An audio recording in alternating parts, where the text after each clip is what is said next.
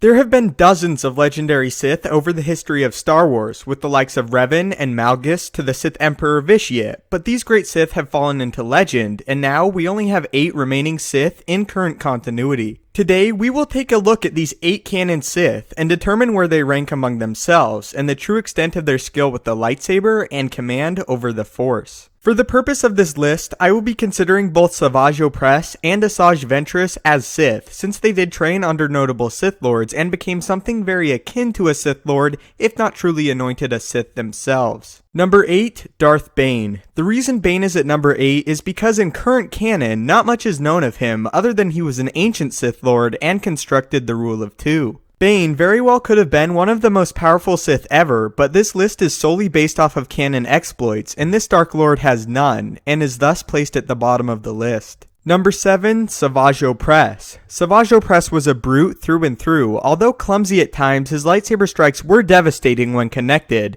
and he has displayed the skill to engage legendary Jedi of his era, including Anakin Skywalker and Obi-Wan Kenobi, and on top of this, keep pace. Although not always consistent, Asajj was a powerhouse in the Force, breaking the Force wall of Asajj Ventress and Count Dooku at the same time. Asajj clearly shines when under extreme strain, displaying skill with Force repulse, and although not consistent in the slightest, when pressured, his Force powers can leave devastating effects. Number 6, Asajj Ventress. For many years, Ventress was the personal assassin of Count Dooku, and as an extension, the Sith Order itself. Ventress was praised as one of the most notable and reliable weapons the Sith possessed, only being rivaled by the likes of Grievous or the Sith Lords themselves. Ventress not only consistently engaged Jedi during her time under the Sith, but on a consistent basis brutalized them. Ventress was a notable battlefield commander and leader, often overseeing large-scale assaults. In lightsaber combat, Ventress was hailed as one of the best of her era, being capable of engaging council-level Jedi Masters. Not only did she constantly fight these Jedi Masters and prodigies, but she consistently bested them. Ventress was born to kill Jedi, learning all the ins and outs of the Order, and perfectly learning how to dismantle them piece by piece, similar to another Sith that would rise much later. Concerning the Force, Ventress was capable but not among the most esteemed, mastering all the basic abilities but never delving into the more complex gifts of the dark side. Number 5, Darth Tyrannis or Count Dooku.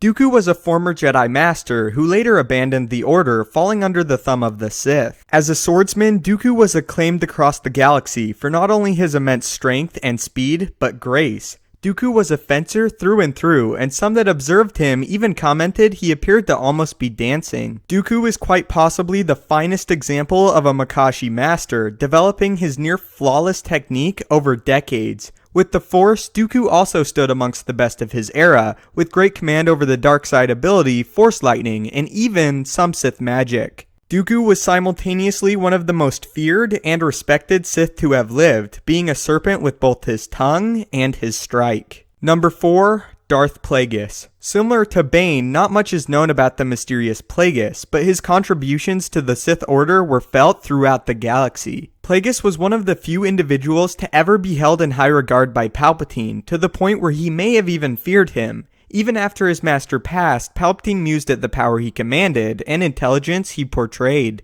Little is known about Plagueis as a duelist, although he was likely fair to extraordinary, but his mind was his true weapon, as he orchestrated the rise of his apprentice, and also trained the Sith that would finally conquer the galaxy. Again, if more was known in canon, Plagueis very well could have been much higher, but we must use what was given. Number 3, Darth Maul. Palpatine's first apprentice was a ferocious yet extraordinarily precise fighter. Maul focused on and loved lightsaber dueling. He often practiced for days on end with no food or drink to accurately craft his style. Maul used the most aggressive lightsaber form and could combat multiple Jedi Masters simultaneously. His speed was superhuman and his ability to press an offensive was shocking. On top of this, Maul knew how to fight smart, guiding duels to locations of his choosing and separating his enemies, although he could become overconfident. Darth Maul is also one of the only Sith to receive recognition and praise by Sidious, who stated that Dooku was simply a pawn to be moved around, but after Maul seemingly died on Naboo, he cited it as a true loss.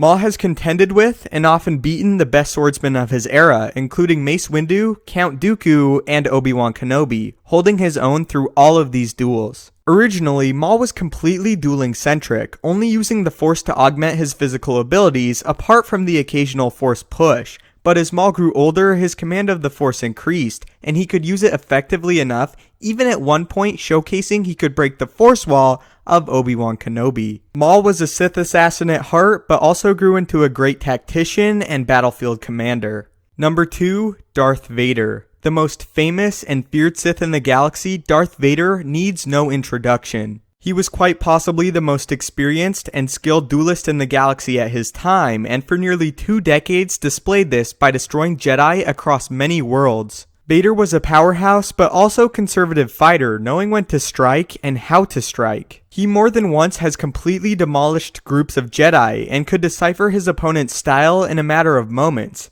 Vader was also extremely strong, and surprisingly quick, with his strikes staggering those on the receiving end. Although Vader was badly burned and his command over the Force lessened, he was still a legendary Force user. He was capable of killing subjects miles away, and also being able to lift extraordinarily heavy objects, such as AT-AT walkers. Vader was also practiced in the more obscure Force abilities, including Terminus and Saber Throw. Darth Vader is by far the most experienced Sith on this list, and quite possibly the best lightsaber duelist. Again, Vader's skill goes without being said, as he was truly one of the fiercest Force users to have ever lived. Number 1, Darth Sidious. You probably all guessed already that Sidious would be number 1, but his placing is well deserved. Sidious was a master at nearly every dark side ability, and was eventually the Dark Lord that brought the galaxy under the heel of the Sith, once again. Darth Sidious was not only a powerful dark side user, but also a brilliant mind, destroying the Jedi almost entirely without ever lifting a finger. Darth Sidious was especially notable with his favorite ability, conjuring dark lightning. Sidious's lightning was so intense it could disintegrate those unlucky enough to find themselves in its path.